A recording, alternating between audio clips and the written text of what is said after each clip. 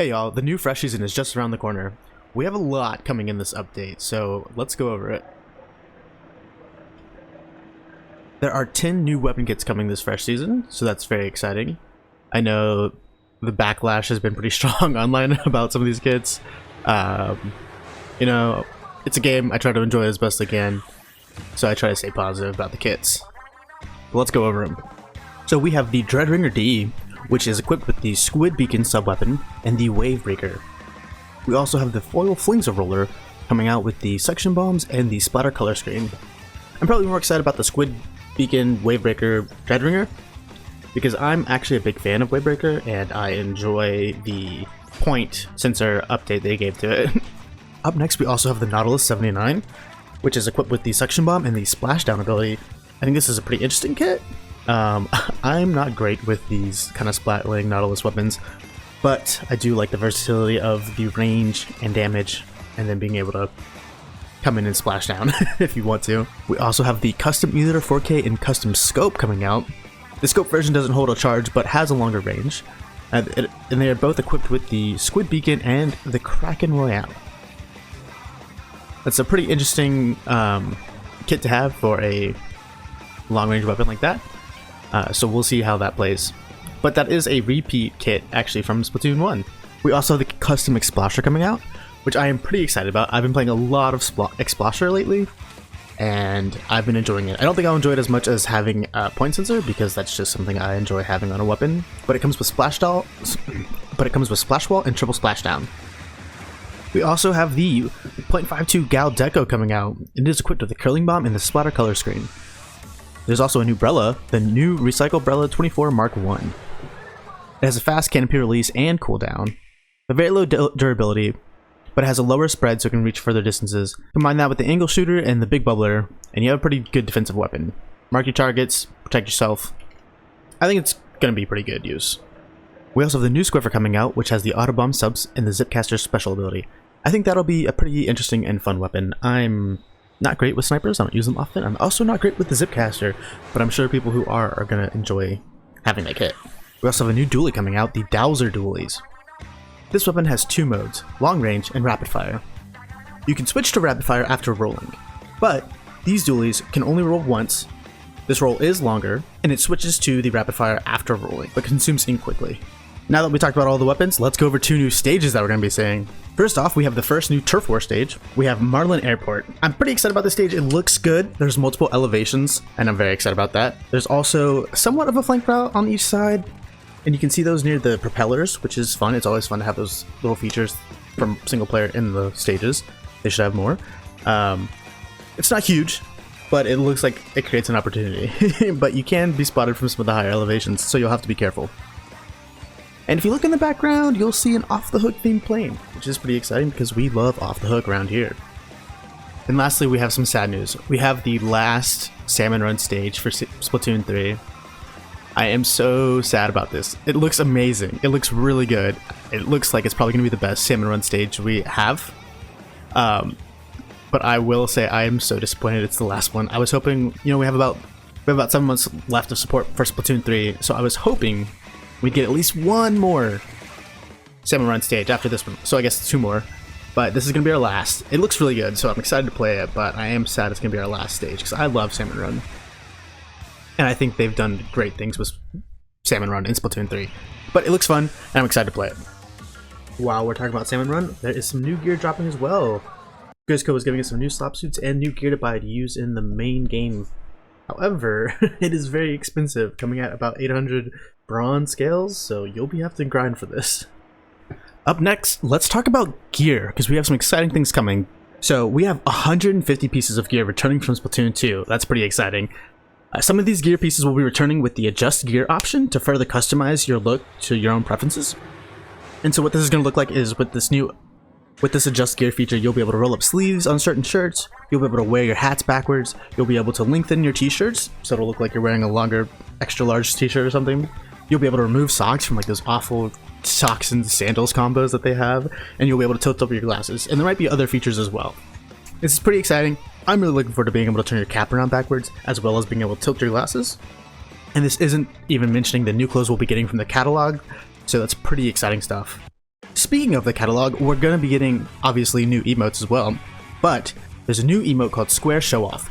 This emote is going to reuse the Splatoon 2 animations for each weapon class. So if you're a big Splatoon 2 fan like me, that's a lot of fun. I'm excited to be able to have those back, but I don't know if I'm going to switch from the off the hook emote. I like being able to do the off the hook one. So also arriving in the new catalog are going to be these white themed items for locker decorations. These are going to include cushions, corals, vases, and more to celebrate the release of Side Order. These look pretty cool. So if you're a big locker fan, that's something to look forward to. You'll be able to unlock all of these throughout the catalog. One last thing to mention before we move on to the events coming up in this fresh season is a tournament manager update. So all players participating in an online tournament will be rewarded a food ticket, but also any tournament manager will be rewarded a badge. There are 3 badges, a regular badge, bronze, and then a gold. And these are for running tournaments with 16 players, 250 players, and 1,000 players respectively. So that's a lot. Especially for any badge collectors out there, you guys are going to have to run in tournaments. So more power to you if that's what you do. I would like to get all the badges, but I don't know about this one. Who wants to help me run a 1,000-player tournament? Thank you. Alright, without further ado, let's get on to some of the events that are going to be happening in the Splatoon 3's Fresh Season 2024. We have a lot already planned, and I'm so excited for it. So to kick things off, we are celebrating the Fresh Season with a challenge that starts March 1st at 4 p.m. Pacific Standard Time. This is going to be a turf war event that takes place on Marlin Airport and Mincemeat Metalworks. This event will take place every other rotation starting at the 4 p.m. Pacific Time. So it'll be on for 2 hours, and then it'll be off, and then it'll be on again. And there will be 6 rotations of this event. So it'll end on March 2nd at 2 p.m. Pacific Standard Time. A little disappointed that it's just turf war, but, you know, it gets people acclimated to the new stage, so I guess it's fine. Following the challenge taking place on March 1st and March 2nd, we're going to be having our first big run of the Fresh Season. This big run is going to be occurring March 8th, 4 p.m. Pacific Standard Time to March 10th, 5 p.m. Pacific Standard Time. This time, the Salmonids are going to be invading Eeltail Alley. I like Eeltail Alley, so I'm pretty excited about this stage. I believe that the low tide is going to be absolutely insane. So I'm really looking forward to that. The special reward for participating in this big run will be the Megalodontia figurine. And then next we have our first Splatfest of the Fresh Season. We have the March 22nd through March 24th Splatfest, which will be what instrument would you play? Are you team drums, team guitar, or team keyboard? I'm not sure about this. I'm somewhere between team guitar and team keyboard, but if I pick team guitar with Fry, I already know I'm gonna lose, so you know, maybe I don't want to do that. I would like to win one, but I do like Fry a lot, so maybe. But I'm also a big piano guy. I love the piano, so maybe I'll pick Team Big Man and go with the keyboard. Let me know which team you're gonna pick down below.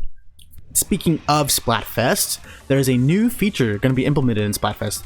It's currently unclear how it's going to be implemented, but there's a new sub-weapon called the Fizzbang, and it will be kind of placed around the stage. And by sub-weapon, I mean it's a weapon that you can throw, and it kind of shoots like fireworks. It kind of follows you around like clams do. So I'm unclear if they're just going to be posted around the stage, and I'm also not sure if it's going to be like every battle, every turf war, or if it's going to unlock after a certain point in time. I don't know. But it's coming. It looks pretty cool. It looks very chaotic, which I'm a fan of, but it looks like it might be a bit too much, even for me. But we'll see. And lastly, Springfest is returning to Splatoon 3.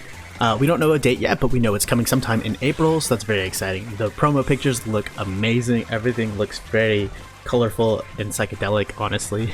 And I love it. I'm here for the plant life. And with Springfest comes some new gear.